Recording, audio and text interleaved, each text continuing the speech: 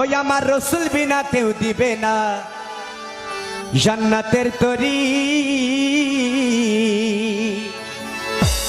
আমার দয়াল নবী বিনে দয়াল রসুল বিনে জান্নাতের তরি, জান্নাতের টিকিট দেওয়ার মতো কারো ক্ষমতা নাই। কিন্তু আল্লাহ রসুল পর্যন্ত পৌঁছাতে হলে আল্লাহর ওলিকে লাগে, পীরে মুর্শিদ লাগে। এই জন্য বলছে ওই আমার ভব সিন্ধু পার করিবেন আবু ভান্ডারী, ভব সিন্ধু পার করিবেন আবু ভান্ডারী।